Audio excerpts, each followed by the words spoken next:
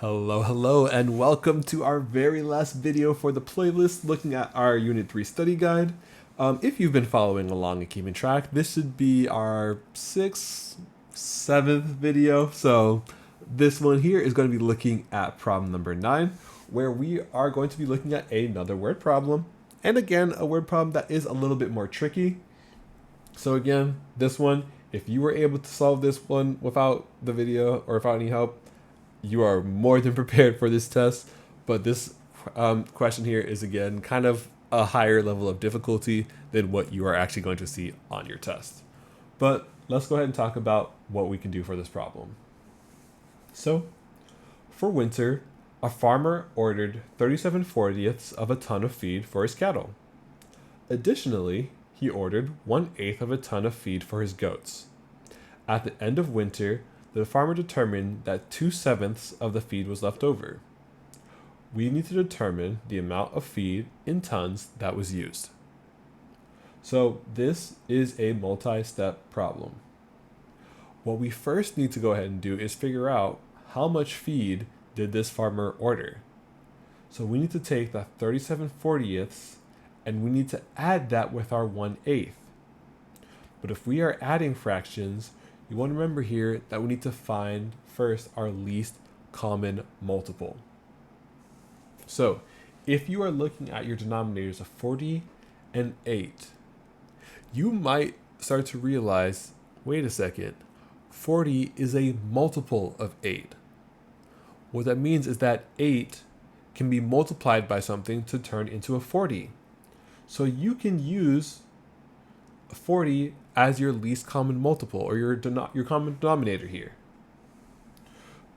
Our first fraction here of 37/40ths, that one's totally fine, but we want to take 1/8 and we want to multiply it by something so that it becomes a 40. So in this case, we can do 8 times 5. That can give us that 40.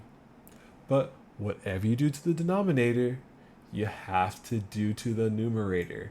So if we do 1 times 5, this is going to give us 5. All right? So we can take our fractions and we can add these. So let's take our 37/40ths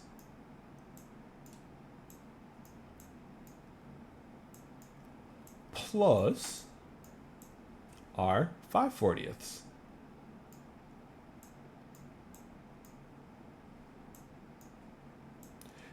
If we add these two together, remember, whenever you're adding or subtracting fractions, your denominator stays the same. And now we can do 37 plus 5. This is going to give us 42. All right, so this is how much the farmer had ordered altogether. At the end of winter, though, the farmer determined that 2/7 of the feed was left over. We need to figure out what is 2/7 of 42/40ths. To determine that, we need to multiply. All right. The way I kind of knew that here is because of this word of. I don't like keywords here, but typically when we see that of, that's kind of giving us a hint saying like hey, we are likely going to have to multiply something. But this is how I was able to determine that we need to multiply. So we're going to take our 42/40ths and we are going to multiply that with our 2/7. All right, when we multiply these, 42 times 2 is going to give us 84. And then 40 times 7, multiply these, that's going to give us 280. Well, this fraction can be simplified. And even though the problem doesn't say to do it, I want us to get some practice here. So let's actually simplify this fraction. Well, to simplify fractions, we can do this by using our greatest common factor. So if we want to find that greatest common factor, I'm going to draw my F over here, and I'm going to put my numbers on top. Some people put theirs in the middle or inside the F. I just like to do mine on top. It really doesn't make a difference as long as you're doing your math correctly here. You ultimately get the same answer, but we got our 84 here and our 280 over here. So what we want to think about now is, what is a factor other than 1 that can go into both 84 and 280? These are big numbers, but what we can see here though is that both of these numbers are even. So we could really just start off with 2. If we take 84 and we divide it by 2, we get 42. And if we take 280 and we divide it by 2, we get 140. Well, we still got these two numbers here, so we're going to repeat our question. Is there a factor other than 1 that can go into both of these? I see still they're both even, so we can use 2 again. You can keep on using the same number if it keeps on working. So let's take 42 and divide that by 2. That's going to give us 21. If we take 140 and divide that by 2, that's going to give us 70. So I want to see now, is there a factor other than 1 that can go into both of these? Well, we can't use 2 this time because 21 is an odd number, so that won't work. 21 is 70, so I'm looking at these and I want to think, okay, well, what are some of my factors? Let's start with 21. So what are some numbers I can multiply that can give me 21? Well, I know 1 times 21 can give me that. We don't want to use 1 though, so that's not out of the picture. We have 21, but 21 can't go into 70 evenly, so we can't use that. But what other factors of 21 do we have? Well, we have 3 times 7. That can give us 21.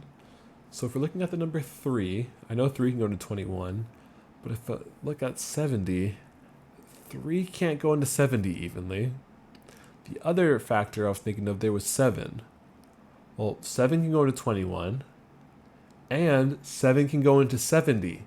So 7 is a common factor that we could use here. So I'm going to draw another line, and I'm going to put my 7 on the side. 7 can go into 21 3 times, and 7 can go into 70 10 times. All right? So this is what we have here now with our 3 and 10. So I want to think, is there a factor other than 1 that can go into both of these? In this case, there isn't.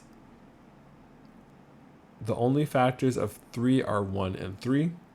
We don't want to use 1, and 3 cannot go evenly into 10, so we can stop here. So since we're looking for our greatest common factor, we are only multiplying these numbers on the side here. And that's why I also use this F, because the F has a whole line there to stop us from accidentally trying to make our bubble L, because we should not be crossing that line. All right? But we are going to multiply these. So we're going to take 2 times 2 times 7. 2 times 2 is 4. 4 times 7 is going to be 28. So the greatest common factor is 28.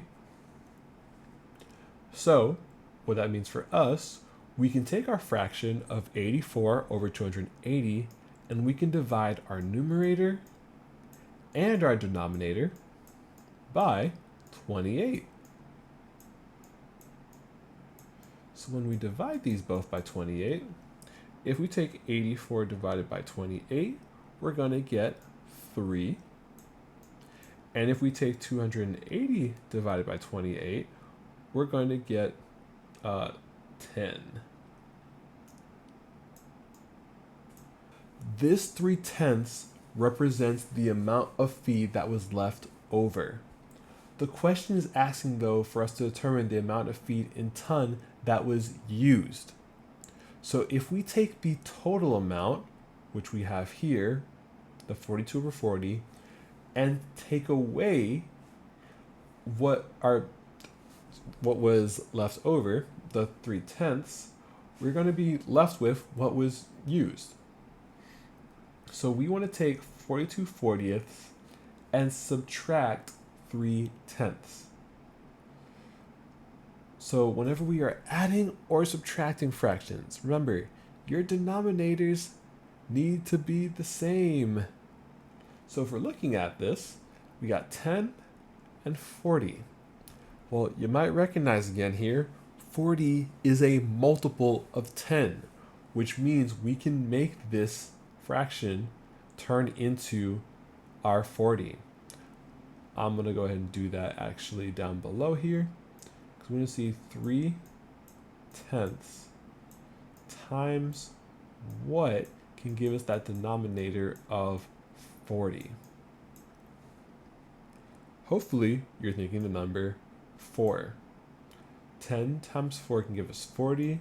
Whatever you do to the denominator, you got to do to the numerator. So we got our 12/40ths. All right. So we're going to take now the total amount of feed. That's our 42/40ths. Minus our 12/40ths.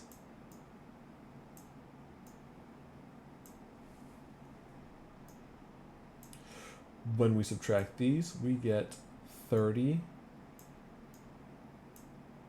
over 40. And again, this can be simplified here. If we have a 30 over 40, you might recognize, without having to do the whole F method, that you can divide these both by 10. So if we divide these both by 10, we get 3/4. This is going to represent the amount of feed that was used. All right. That's going to be the end of our videos for our Unit 3 study guide. If you made it to the end here, congratulations. I know that was a lot here, but hopefully you are now better prepared for your test. And remember, if anything in any of these videos didn't make sense, please feel free to reach out and I will happily respond to you as soon as I can to make sure you're better prepared for your test. Also, if you haven't already, please make sure you're getting your IXL lessons done. That's our homework here.